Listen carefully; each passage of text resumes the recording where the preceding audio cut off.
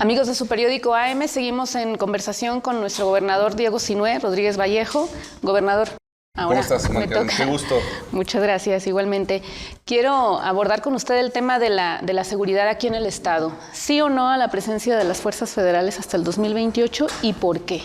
Digo, pues ya es una realidad, ya fue aprobada en el Senado, entonces nosotros trabajamos muy bien con las fuerzas federales. Fíjate que la verdad con el Ejército y con la Guardia hay una gran relación, hay una coordinación, no solo en las mesas diarias que se dan en las videoconferencias, sino las mesas de operativos, también tenemos una gran relación y yo creo que es una situación que yo he dicho en otras entrevistas, que tenemos que atender también las causas, no nada más las consecuencias. Nosotros le apostamos a Planet Youth como un tema de prevención, porque hoy las peleas de los grupos criminales es por el tema de adicciones.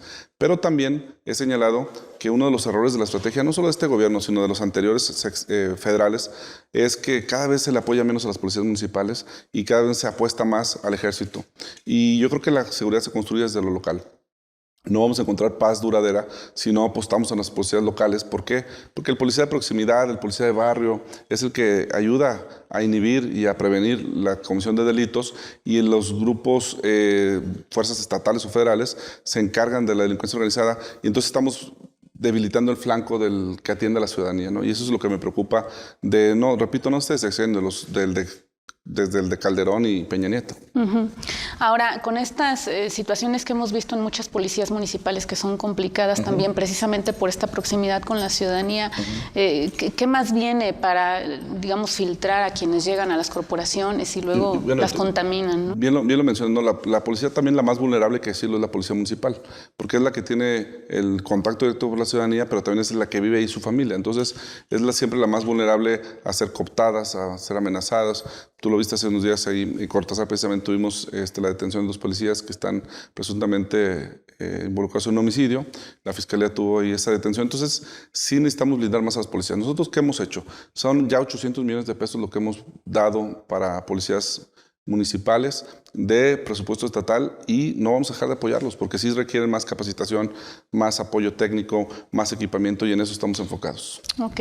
Los índices de homicidios han ido a la baja, según nos ha explicado, pero siguen siendo muy altos. Sin duda. ¿Qué compromisos vienen en puerta ahorita en este tiempo? Si vemos la tasa de homicidios por casi 1,000 habitantes, nos ubicamos en el 6º lugar a nivel nacional. Digo, no queremos estar en ese lugar, no somos el primero, pero no queremos estar en el 6º, queremos ser de los últimos y que no haya homicidios. En un lapso de 2 años hemos logrado reducir un 40% los homicidios y hemos tenido picos de los grupos delincuenciales se reconfiguran, hay peleas internas entre ellos y eso nos dispara los homicidios. Sin embargo, la tendencia general es a disminuir estos homicidios. Queremos seguir trabajando de manera coordinada con la Federación y con los municipios porque hemos visto que a diferencia de otros estados, el problema aquí se da mucho en precisamente en bandas locales y con un modus operandi muy particular, no de los grandes convoys, sino el joven de la moto con un acompañante ejecutando. Entonces, reforzar las estrategias de vigilancia en cuanto a homicidios en los municipios requiere mucho también de trabajo de inteligencia. Entonces, lo que se tiene que trabajar en cuanto a georreferencia de qué colonias, qué conflictos, si necesitamos, hemos hablado con el general Jaramillo, por ejemplo, de inclusive dotar de más motocicletas a las policías municipales, porque muchos de los que cometen estos homicidios andan en motocicletas y es difícil alcanzarlo en una camioneta pick-up que va llena de 7 policías a una velocidad moderada contra unos jóvenes en una motocicleta. Entonces, esos cambios de estrategia se los va dando la propia dinámica y los vamos acordando en la propia mesa. Y todo es consecuencia del trabajo de inteligencia que va detectando cómo operan. Cuando hablamos de inteligencia, por ejemplo, es hasta estadística. O sea, tú puedes ver en qué colonias ha habido homicidios los últimos 3, 4 años. Entonces, esas colonias, pues ya tomas acciones en cuanto a operativos. Nos pasa, por ejemplo, en San Francisco del Rincón, ¿no? Tenemos ahí unas colonias ya muy marcadas conflictivas. Se hicieron cierres junto con el Ejército y la Policía Municipal y Estatal de estas colonias y hubo semanas que bajamos los homicidios en San Francisco. Entonces, cuando nos referimos a inteligencia, es hasta estadística, inteligencia policial de campo. ¿Y sí pasa en los municipios de corredor industrial que tengan detectado, por ejemplo, Celaya, Salamanca, Irapuato, las zonas más complicadas, las más conflictivas? Sí, se tiene todo georreferenciado y con base en estas georreferencias se toman decisiones operativas en cuanto a desplazamiento de convoys, de filtros, de seguridad y demás. Gobernador, otro tema también, en esta semana escuchábamos al delegado de la Canacar en el estado, Sigue siendo una preocupación para muchas empresas los atracos tan continuos en la carretera federal 45. Digo, son tramos federales, como su nombre lo dice, pero al final pues también el Estado luego ahí... Lo padecemos, sí, porque son en Guanajuato. Mira, ¿qué problema tenemos? La propia Canacar creo que cometió un error hace años cuando impulsaron que los delitos que se cometían contra transporte público federal fueran delitos del fuero federal y no local. Entonces, ahí nosotros no tenemos la posibilidad de investigar la comisión de estos delitos, porque es del fuero federal, cuando son placas de servicio público federal. Y aparte se dan en carreteras federales. Entonces, eso nos limita mucho el actuar. Sin embargo, nosotros hemos reforzado las carreteras federales con fuerzas del Estado. De hecho, hace poco tuvimos ahí, lo anuncié en Celaya, tuvimos 3 detenidos y un enfrentamiento en Villagrán, porque ahí por la 45 libre, a la altura del Reguilete, se robaron algunos vehículos y pudimos capturar a los criminales, pero es un poco reforzar el tema, ¿no? Yo creo que Guanajuato tiene 3,500 kilómetros de carreteras al interior, 2,800 más o menos son estatales, el resto son federales. Entonces, tenemos mucho territorio que cubrir y coincido, hay que reforzar mucho esta zona de la carretera federal y estamos en contacto con la Guardia y pidiéndoles que los elementos que traigan pues nos ayuden a cuidar estas carreteras. Eso es lo que le iba a decir, porque sí se aprecia, por ejemplo, presencia de FESPES y demás, pero no tanto patrullaje de otras corporaciones. Sí, y es algo que en las mesas lo hemos planteado, y es un tema que hemos dicho continuamente, que es importante la presencia de las autoridades federales, porque no solo en el tema de los asaltos, un accidente, por ejemplo, de tránsito, quien tiene que dar parte y conocer del hecho son las fuerzas federales. Entonces,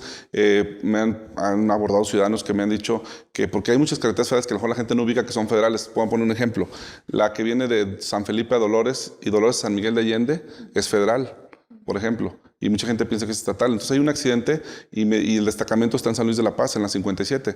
Y me dicen, oye, fue un choque sin lesionado, nada, pero llegan las aseguradoras y hasta que no venga el parte, dicen, tardamos 3 horas a veces en que nos llegue la patrulla, la guardia. Entonces, sí es un tema que de hecho, ahorita estamos pidiendo nosotros a Jorge Nuño, el subsecretario de CCT, que nos puedan otorgar el tramo de San Miguel a Dolores, a que sea estatal, para nosotros invertirle en la modernización, pero también en la vigilancia, que ya sea un tramo estatal, y ahorita estamos en precisamente esa negociación, a ver si nos lo otorgan para que sea ya del Estado quien la vigile. ¿Qué tan avanzada va esa negociación? Bien, ya estuvo aquí el subsecretario hace poco.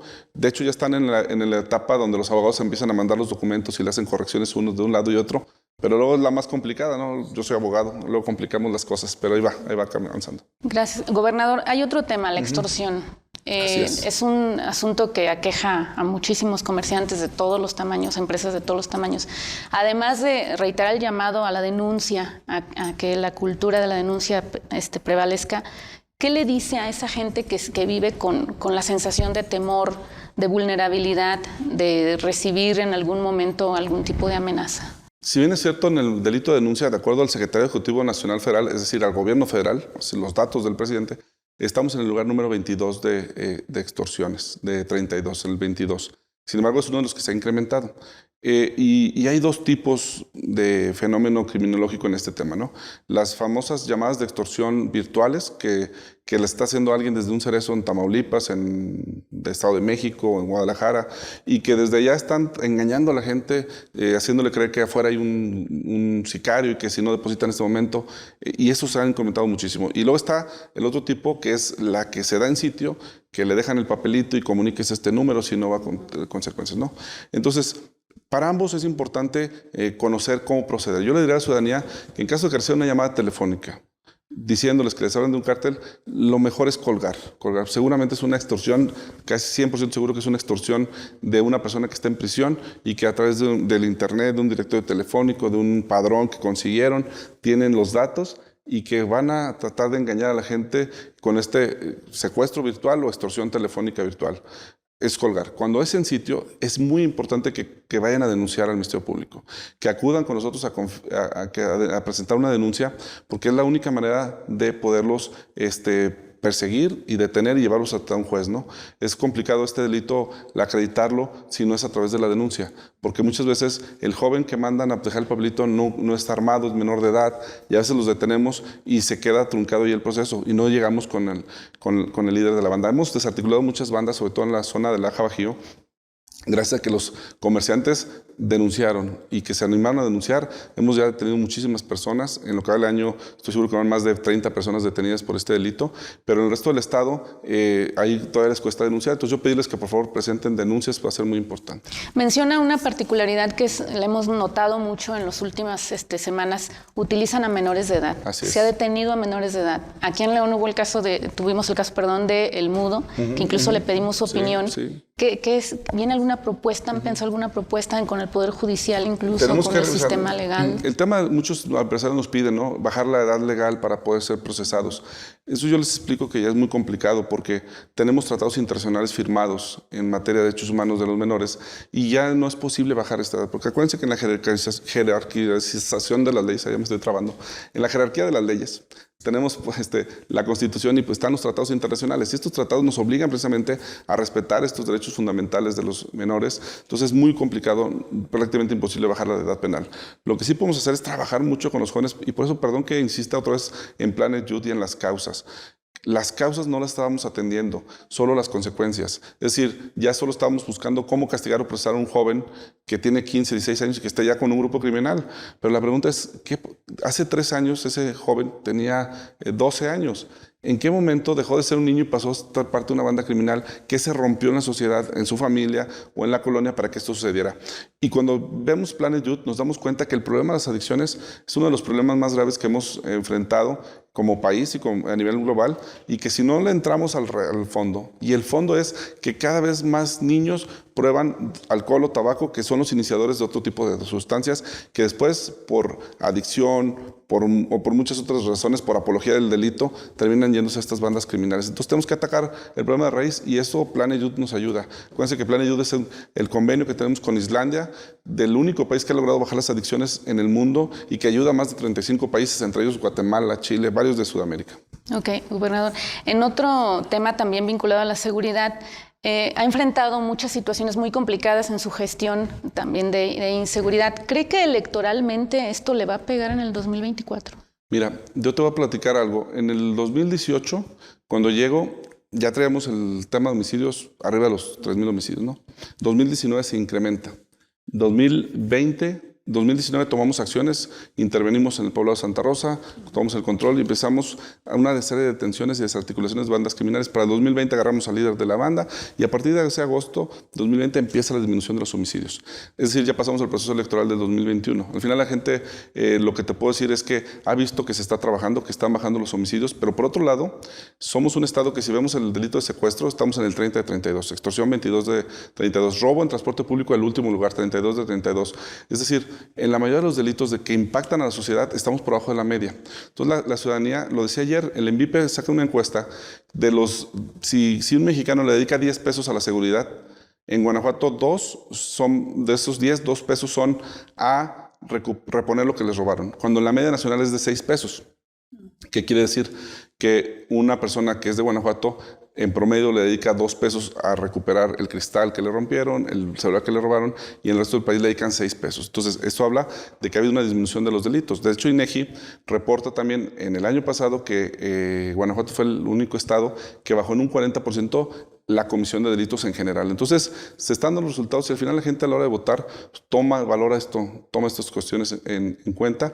Y pues la realidad es que la elección, ahí están los números y ustedes los pueden comprobar cómo quedaron congresos, municipios y pues ahí estamos, ¿no? ¿No le preocupa? No, es que ya no me toca a mí. ¿No cree que le puede...? Es un tema del partido. Yo ya soy gobernador y yo voy a acabar en 24 y a mí ya no me va a tocar. Le toca al partido, pero bueno, yo en mi calidad de gobernador ya no me va a tocar a mí ese tema, sino al partido y pues ya son respuestas que dará el partido. Por último, gobernador, todo gobernante, toda gestión busca trascender.